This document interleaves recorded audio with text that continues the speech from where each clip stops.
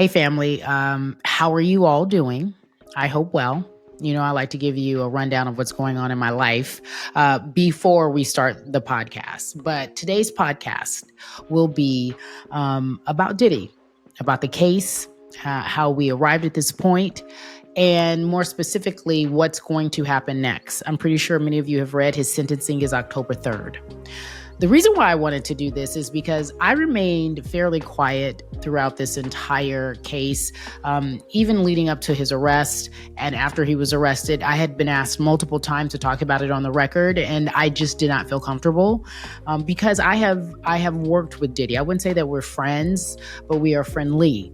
I've talked with him. I've exchanged messages. He's hired me to do different work for him, most recently at a Super Bowl in Arizona. And I felt like I just could not really talk about it without really feeling as if I was biased. And biased in the sense, I have a hard time, like many people do, reconciling the art from the artist. I say that a lot. Diddy's music really, truly has narrated very important parts of my life. I remember in college, I used to listen to Diddy all the time, him and Biggie all the time, nonstop. And he, at that moment, that was his height. He was featured on everything. I remember certain songs coming on, like Going Back to Cali. And I remember driving around LA, and one of my close friends at the time her mom just bought her a new car, and we would just drive around LA listening to Going Back to Cali. I mean, just whatever it could be. And I remember listening to Diddy and thinking, oh man, this man, the battle between him and Suge at one point, producer versus producer. I just remember some very significant moments in my life and for the culture. I mean, let's not deny who Diddy is. He introduced us to white parties. While they may have been happening before we really knew about them as a culture, he put a different twist on his white parties. He was known for his white parties. When I was a local reporter, again, moments where Diddy helped really inform and or narrate parts of my life. I was a local reporter in Florida, and Diddy would come every year to Mar-a-Lago. You all know where Mar-a-Lago is, where Trump lives. And he and Trump were friends. And he would have these big parties at Trump's house in Mar-a-Lago. That's when Trump wanted to be popular and cool, and he didn't care who he was interacting with, as we all know. And he and Diddy were friends, and there were a lot of people who were there with him. A lot of those people at those parties, and by the way, this is early 2000s, a lot of those people at those parties, a lot of the people at those parties are now canceled. You can't even mention their names anymore. Russell Simmons, canceled. Like, I can go down a list of people I remember seeing there, canceled, if you will. And so when he was arrested, was I surprised? No, but I felt like it was coming. I wasn't surprised. The stories about Diddy in Hollywood are infamous. The stories about the alleged abuse between him and Cassie, infamous. And I can't even say alleged because we have a video that shows it. So I wanted to wait until this case was all said and done and bring in someone who actually covered the case from top to bottom. And my good homegirl, Mona, who works at Extra, and before Extra, she was at ABC News. Mona Kosar has covered this case from top to bottom. And she even said it was such a spectacle that the interest in this case took her TikTok followers from like 300,000 to 1 million because people were locked in. They wanted the information day in and day out. And I remember throughout the entire case, her and I would communicate. I communicate with different people covering it. And I would say, I don't see Rico. I don't know what they're doing over here, but it doesn't seem to me like Diddy did anything wrong besides be a freak. But today, Mona takes us inside the courtroom. She explains what the freakoffs really were. I don't know about you, but I thought the freakoffs were people who were a bunch of people, 10, 20 people sitting in a room, getting it on, all kind of crazy stuff, baby oil everywhere. Well, some of that might have been true, yes. But the way in which I envisioned it was not the way that it was presented in court. So she talks about that, which I was surprised by, and I'm sure you will be too. But here is the bigger question, and I think many people are asking this. He's sentenced on October 3rd. How much time will he get? Dealer's choice, no one knows. Mona talks about legally the time that he could face because he is a first-time offender, which to me, sadly, I was surprised by. And then the second thing is, will society accept him? I know the culture will take him back. Listen, I am sorry to tell you this. I know people are disgusted with him because of what we know he did to Cassie. But Diddy is culture. He has always been in the zeitgeist. He has always been relevant, whether it be through his kids now and who they are dating and who are they are hanging out, his dating life, who he is dating, who he might be with. You may not always listen to his music in terms of his new music, but his old music is everywhere. You talk about Mary J. Blige, you talk about Biggie, you talk about 112, you talk about Mace. I mean, the list goes on and on and on and on and on. Diddy has had such a huge influence in ushering in a genre of hip hop that did not exist. And he will forever be in the culture. Whether he will be celebrated, that's an individual choice. But today on Naked, we discuss P. Diddy, how we got here, and what happens next. Hope y'all enjoy.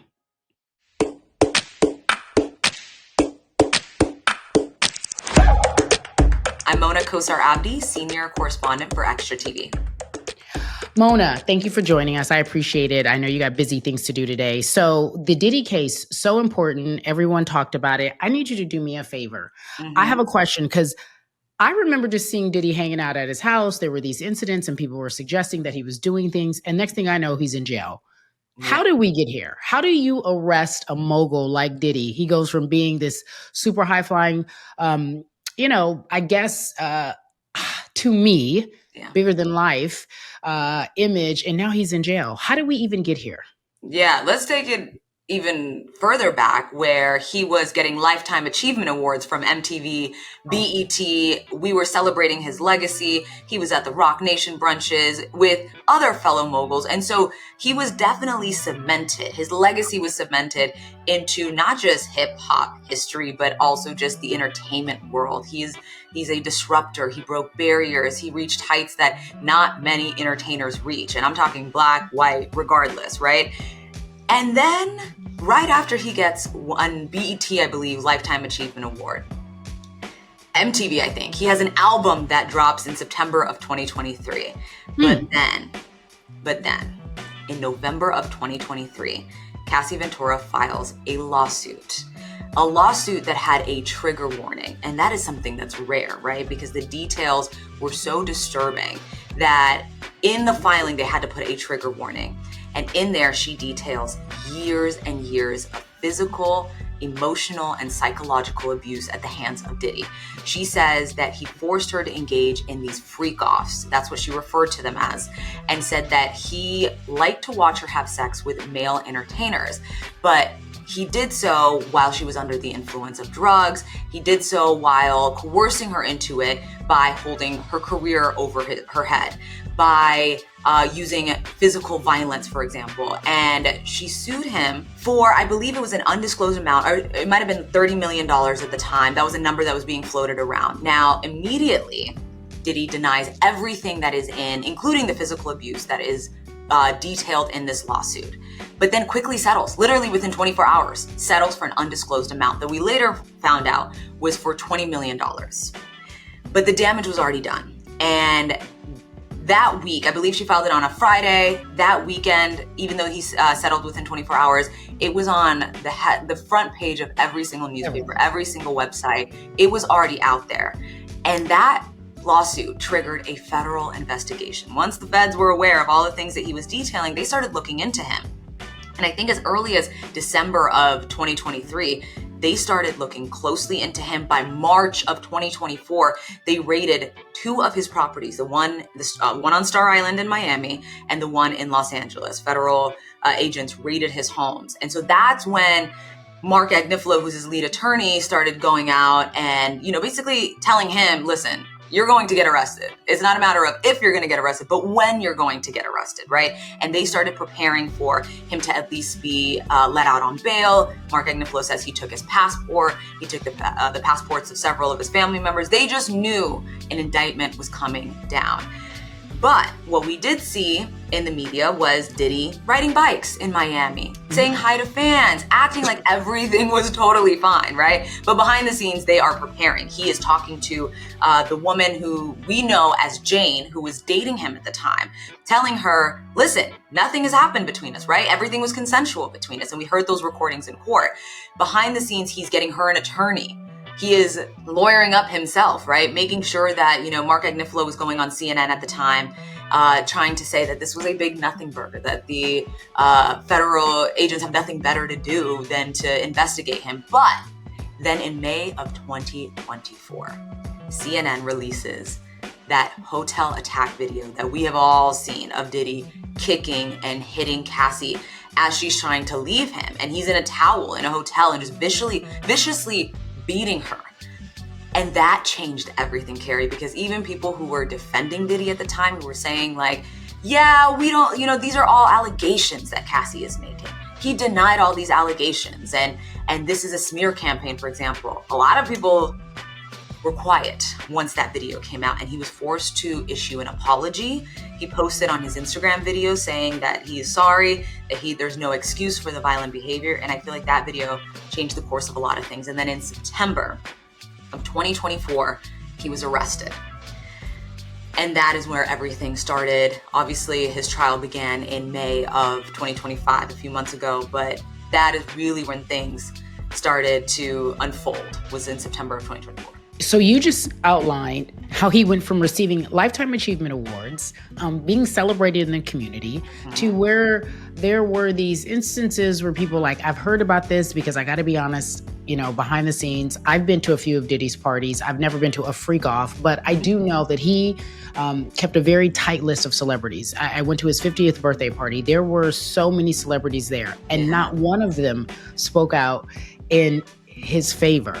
So I'm really curious, why do you think, because you explain how we got here, but why do you think so many people who were armed, who were considered his friends, his peers, why were they so silent? I think for several reasons, right? I've thought about this a lot because this is somebody who was super famous, right? We're not talking about someone who's known in certain circles. This is Diddy. He's a mogul. He's friends with some of the most powerful people, and nobody came to his defense. Another thing I noticed is when his trial started, I'm like, where are the Diddy fans? When I saw the Johnny Depp trial, I saw a lot of Johnny Depp fans holding signs, people ready to come to his defense. Here's what I think. I think, number one, he's someone who didn't make a lot of friends in the industry. He is a cutthroat businessman. He's really good at what he does. And I think he has pissed a lot of people off along the way. And so there were people that were ready to throw him under the bus and say that they've worked with him and he is everything that people say he is. I also think that there were a lot of civil lawsuits. I think the number is like past 60 at this point. And in those civil lawsuits, this is even before we found out what the feds were investigating, what they were accusing him of. In those civil lawsuits, people were alleging some pretty egregious things, right? Such as saying that he was sexually assaulting people, men and women, that he was slipping things into people's drinks, that there was something laced in this baby oil that we keep hearing so much about, and saying that after these lavish parties, these A-list parties that he threw, there were after parties. And some people said that there were A-list celebrities attending these parties, and that there would be A-list celebrities that would come out that were on these tapes, right? Now, I will say, as of today, as we're speaking, a lot of these things have not been proven. None of this came up in the federal investigation or the trial as well. But I will say a lot of people were trying to save their own behinds and make sure that they weren't associated with him and associated with the tapes. There were also allegations that there were minors involved, right? So these are very serious allegations that I think nobody was willing to put their neck out on the line for him. And I also think that brutal video that came out of him beating Cassie, it was really hard to come out and say that you still stood by him and you were going to defend him without yourself being dragged publicly after that video came out. But Mona, to your point about why celebrities are trying to save their behinds, if you will, there were people who saw this. There were allegedly people, stars, famous, who saw how he treated Cassie. She even talked about it. So what we're witnessing in real time is the power of a man and his money, silencing a group of people for to me, lack of a better word, for all the wrong reasons. He had, it appears, or allegedly, it appears like he had some sort of power over them, because to me, silence is complicit. Like, you are in agreement if you didn't come out and say, well, this was wrong. Do you know, and I'm just asking, do you know if any of these major celebrities were asked to testify or asked to speak out against Diddy? Do you have any information about that? Was that mentioned in court while you covered this case? There were a lot of celebrities that were name dropped. A lot. Like, I can't go through the list, right? None in relation to any of the sexual activity that was going on, right? The only person that was mentioned in an intimate setting was Kid Cudi, right? Because he was dating Cassie. Correct. There were a lot of celebs that were mentioned. We saw Kanye West come through, right? And there were some rumors that he may have been involved with in this lifestyle, right? That he was the person that Jane said she attended a similar kind of freak-off party with. He showed up the next day in court, right? But I don't think the government or the prosecutors were trying to subpoena any of them. I think they wanted Kid Cudi because he was directly involved. What I realized throughout this trial is that Cassie and Diddy had their A-list friends, the celebrities that they were seen with, that they were hanging out with. Then they had behind-the-scenes friends. These were assistants, hairstylists, stylists, makeup artists that knew them intimately. Because one thing that I've realized is these freak-offs, even though people were saying, oh, this was the after party to the white party, this seemed like it was a really intimate thing between Cassie, Diddy and Jane or another girlfriend, and a male. What do you mean an intimate thing? What do you mean an intimate thing? As so in, you're they didn't telling me, want okay, people. so Yeah. his parties, his normal parties that people have heard of, that he's known for, white parties he invented in a lot of ways, big, huge events. You're telling me these freak-offs weren't 20 or 30 people. They were intimate events? And what do you mean by that? What I mean by that is, yes, it was probably 3 people max. Cassie, Diddy and a girlfriend, and a male sex worker. This wasn't something that he wanted out. Even these tapes, they were only featuring 3 people, and they were on his personal devices. They weren't for other people to see. Whenever a male sex worker said that, there's a tape out there, or they got information or wind that a tape may have been leaked, or somebody was holding over their head that they were going to release a tape, they would pay the money. They would go through extreme lengths to make sure that these tapes never saw the light of day. So that's where this wasn't a party with multiple people. This was something intimate that happened on like a Wednesday at 8 p.m., right? And that is something that I really wanted people to understand, that it wasn't what it was perceived to be. And I think a lot of people, as they were following the trial, were like, wait, what happened to all the things that were in the media about minors and sexual assault and A-list celebrities and multiple people on these tapes? And that's not what came out during the trial. What came out during the trial was that this was something that he liked to do in his private time and didn't want people to know about. Wow, I'm blown away. My mind is blown. So you mean to tell me, I'm under the impression, just from what I was able to get from the court, that these freak-offs to me sound like it was just a crazy, whatever. Sounds as if it was an orgy, 30, 40 people, baby oil everywhere, drugs everywhere, hotel rooms demolished because of the freak-offs. You're saying it was an intimate thing that would happen on a Wednesday, and it was something that he did just with his significant other. Is that what you're saying to me? No, so let me clarify, because it was everything that you described it to be. Drugs everywhere, baby oil everywhere, hotel rooms destroyed. It was wild. What I'm saying, though, is the only participants that were mentioned, at least that came out during the trial, was Diddy, a significant other, and one male, there were times that there were multiple male sex workers, but that's it. The male escorts, the girlfriend, and Diddy. But he used to call them debauchery nights, wild king nights, hotel nights, freak-offs. They had all these names to describe something that was ritualistic, right? It involved always excess amounts of baby oil. We're talking 10 plus bottles. At one point, he had an inflatable pool where he filled it up with just baby oil. Hotel rooms so damaged that the Intercontinental billed him $46,000 to cover the damages. And this was something that wasn't a one-off. Candle wax everywhere. The drapes doused in baby oil. The sheets destroyed. They would try to cover the furniture in sheets, Cassie described, because things would get crazy and they would spend 24, 36, 48, at one time she said 72 hours in these hotel rooms. And it was something that was possible because they were doing copious amounts of drugs, that they would be able to, do ecstasy to get in the mood, or do cocaine and other drugs, stimulants, to stay up for 24 plus hours. And then they would have to spend days recovering. Okay, so where did the prosecution go wrong? Outside looking in, I kept saying, where's Rico? What is Rico? What is he being charged for? All I can hear from the outside looking in, from reports, from your reporting, from CNN reporting, simply was that Diddy was a freak and he liked to get his freak on. And that's all I heard. And then I would see little bits and pieces about, okay, I can see how that's sex trafficking, but it sounds to me like, are they making the case? I just heard about a freaky guy who had a girlfriend who liked to participate. Where did the prosecution go wrong? So the prosecution took about 6 weeks to outline their case. They called about 34 witnesses.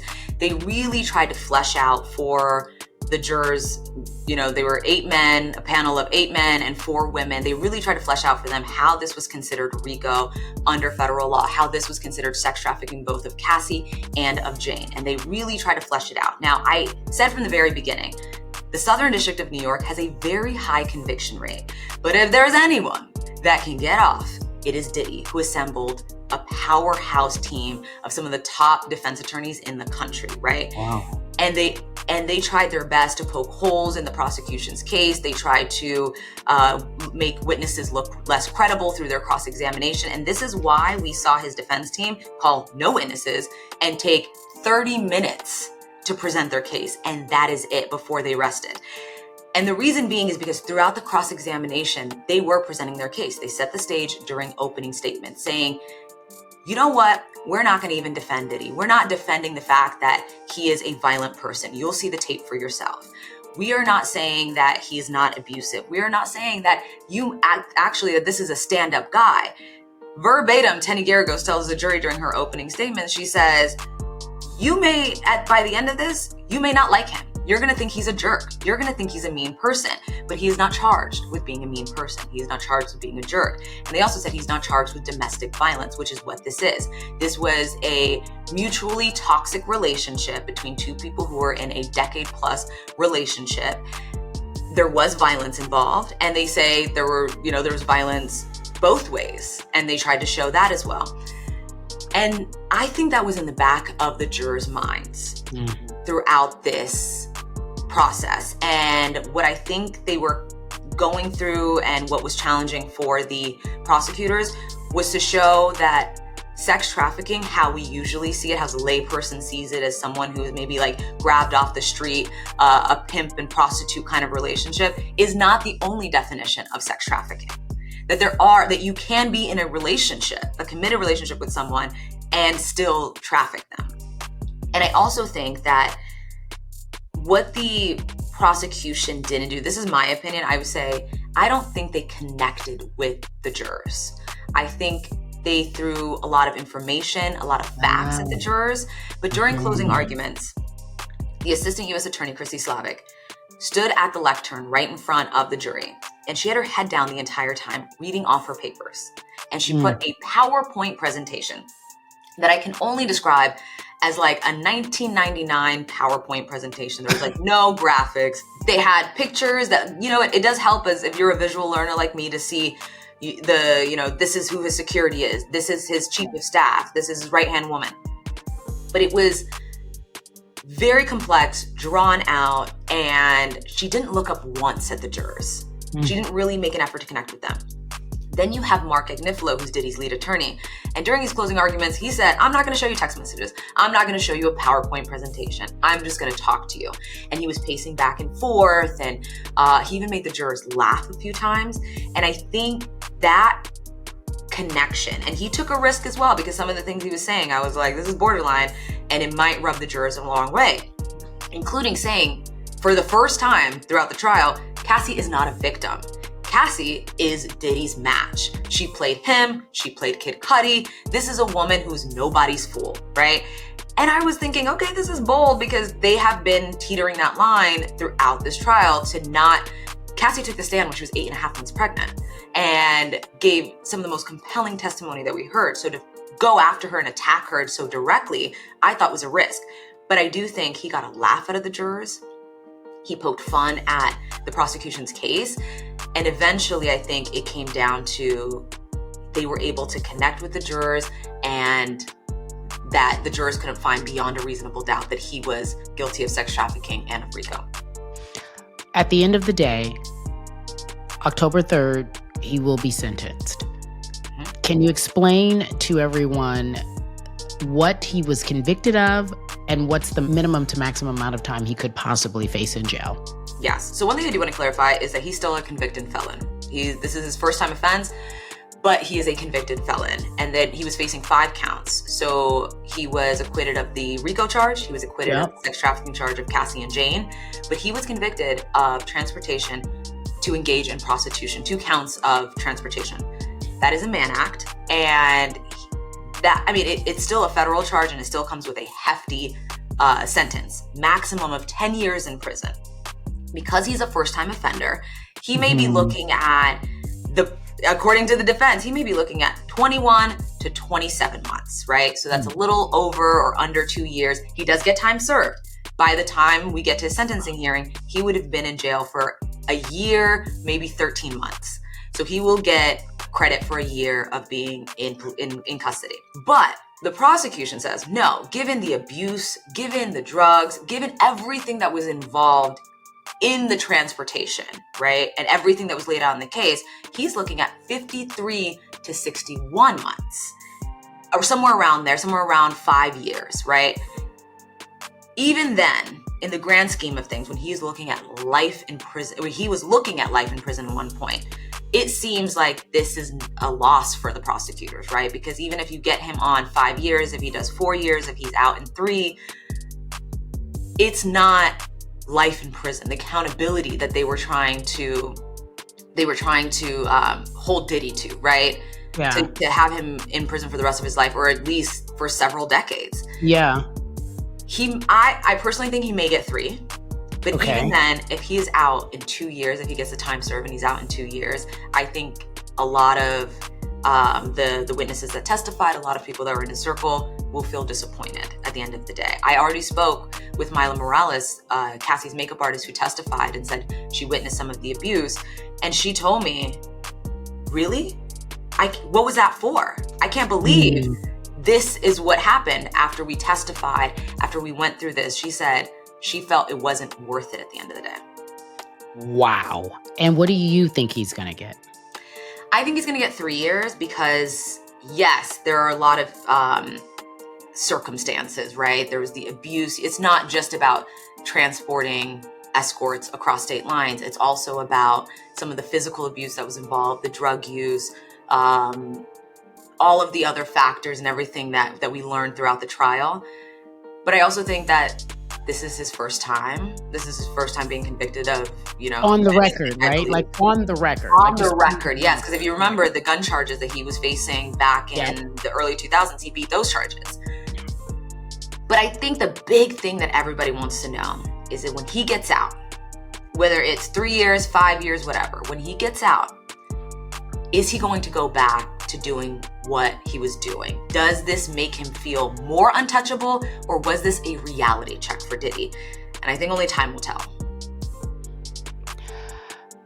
Mona, I have so many more questions. This is to be continued. We're going to do part 1 and part 2 eventually. Thank you so much for sharing this with me. I think the biggest question is what happens when he gets out? Will people accept Diddy? And will this be just a blip on the radar? I think so. Like, I feel like they love him. I feel like that's my opinion. I just feel like they love him. These people pouring baby oil on themselves. Baby oil. Why would I be outside the court? Oh, quickly. Do you know on the record whether or not those people outside the courtroom were paid? No, I think a lot of them were YouTubers. I think a lot of them were people who saw the kind of the spectacle that this has turned into. There were people live streaming every day outside of there, and that's the people that we saw gathering were people who were engaging in the spectacle it turned out to be. All right. Mona, you did a great job. Thank you so much for covering the case. Thank you for taking the time to talk to us. I know you got to jump and go to work. Have a great day, friend. Thank you, friend. I appreciate it. I had so many questions for Mona, and not enough time because she had to go to work, as y'all can see. However, I think the big question, and again, I said this at the top of the podcast, this is an individual choice. How you choose to remember Diddy and or celebrate him and or still listen to his music is the same way you choose to listen to R. Kelly and or Michael Jackson and or name the disgraced celebrity. If we want to go into a genre of music, leave out of music and go into movies, you know, there are so many movie stars we know that, or even people who are in Hollywood in general, that we can't deal with, or we won't watch their movies anymore, or we can't support them publicly because it's embarrassing. I just don't want to point to black men because that's not fair. I think of Harvey Weinstein. We still watch his television shows / movies. That man produced a lot of great films, and people are still watching it, and he's considered persona non grata. I believe black folks are going to forgive Diddy. I really do. Not all of us, but I do believe by and large, his contributions have been so invaluable to the culture that people will say, we forgive you. I hang around people that still listen to R. Kelly, whether in public or not. They still listen to R. Kelly, and he's disgusting. And that's my opinion. How will this look? Mona said something really important. Will Diddy change? That's the part that got me about this case, y'all. If I can be confidential, and I told you, I've worked with him. He's been nothing but respectful around me, almost to the point where he's shy. Like every time I've been around him, I know this sounds crazy. This man is shy, or at least has the appearance of. Maybe it's Dr. Jekyll, Mr. Hyde, but I cannot speak about this man being rude to me or inappropriate with me. Never happened, and I've known him for years. But my question is, once he serves his time and he is free, will he change? Will he be different? He beat the gun charges, right? Remember, he had gun / murder charges, and he beat those charges. Remember when he was with J-Lo? He beat those. Everyone reminds us. At least Mona did anyway. And that didn't change him in terms of, let me just straighten up and fly right. I wonder, is this the turning point for him? His kids heard and saw everything. And while they can dumb it down to a toxic relationship that was abusive on both sides, there are things about their father they now know that I'm pretty sure they didn't want to know. And I wonder if, being the great marketer that he is, does he ignore this in his mind and change it to just a blip on the radar? I was in a toxic relationship. She got me for money. She was just as bad as I was. Because I hear people saying that a lot, and I just have a hard time with that take. My hope is that it does change him. You've escaped twice, some serious time in jail, and you've also had public backing and support, at least from your fans. Maybe not from your peers, but definitely from your fans. Does this change you? We shall see. Sentencing, October 3rd. Again, we don't know what the judge is going to determine. And as far as his sentencing goes, you heard Mona say what she thought he'd get 3 years with time served. So that might be 2 years. She thinks, I'm hearing that. He might do 2 years max in prison. That's what we're hearing. Who knows? But what we do know is that our superheroes, our stars, are just people, flawed men and women. And I wonder if the bigger message is no one, no matter how much money, no matter how much power you have, no matter how high you are, we all will be humbled by life. That's my message, and that is my takeaway. Thank y'all for listening to this edition of Naked Sports. Be back next week.